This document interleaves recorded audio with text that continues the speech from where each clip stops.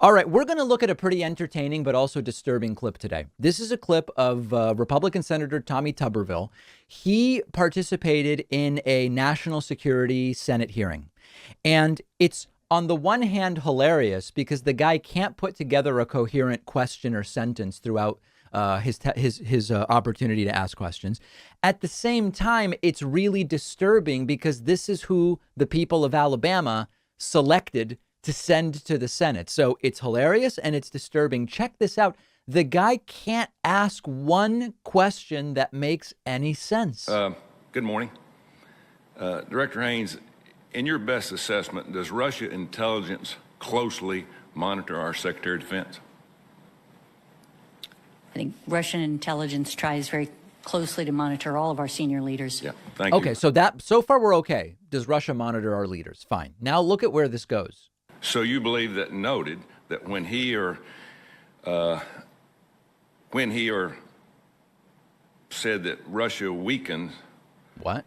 and that the U.S. will move heaven and earth to arm Ukraine, do you believe that's right? He should say that?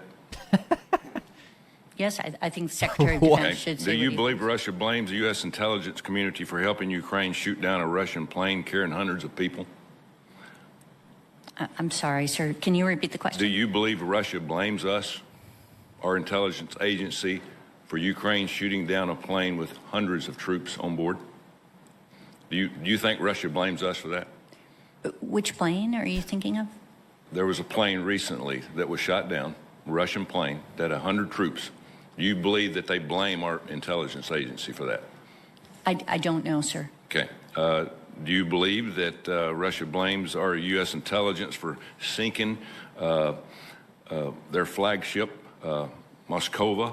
Do you think they blame us for that? I don't know, sir. We haven't seen any direct report. To what extent do you access that Russia believes? Do you access? I think he means assess. I mean, it's if this guy has a reading disability, then okay. But as far as I knew, he didn't, and he's just struggling to make sense with English words and trying to put them together.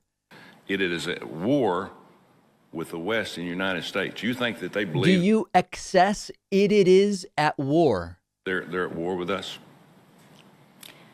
Russia has historically believed that they are in a conflict, in effect, with NATO and the United States on a variety of issues, including in cyber and so on. So you believe that they're fighting us, that they're fighting us as well as they're fighting Ukraine, correct? In a sense, Yeah. their Yeah. perception. Yeah. Yeah. Because we're arming them and we're talking. Okay. General Barrier, does the United States or Ukraine have air superiority over the war zone? Which one has air superiority? I would call it, Senator, I would call that an air standoff right now. I mean, the Russians can fly tactical aircraft over the line.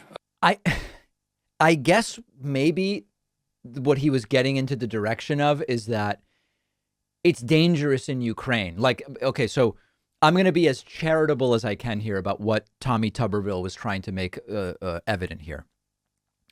He was trying to make the case that, listen, even if we don't consider that we are at war with Russia, Russia does see themselves as being in a conflict with the United States. And we as the United States don't actually have control of the airspace over Ukraine. So U.S. officials shouldn't go to Ukraine because it's dangerous or something. Like, I'm trying to make sense out of nonsense here. But what is clear is that our country is in pretty serious trouble. This is 1 out of 100 senators. This is not like, oh, it's just everybody gets to speak at a school board meeting and it's just a random person from the community who doesn't know anything about anything. This is 1 of 100 senators. Random poli-sci students would have better and more coherent questions than Tommy Tuberville. But this is the guy that Alabama Republicans said we want to send him to the Senate. We get 2 of the 100 senators. Here's the guy that we want to send. We're in trouble as a country, folks. We're in trouble as a country, and it is looking very, very ugly. I love documentaries, and I bet many of you do as well. And for documentaries, I go to CuriosityStream, one of our sponsors. It's an app for your phone, tablet, TV, like Netflix or Hulu. except CuriosityStream has a way better selection of documentaries because CuriosityStream only has documentaries. That's what they specialize in. If you are looking for the new award-winning documentary, they have it. If you're looking for classic documentaries, they have those.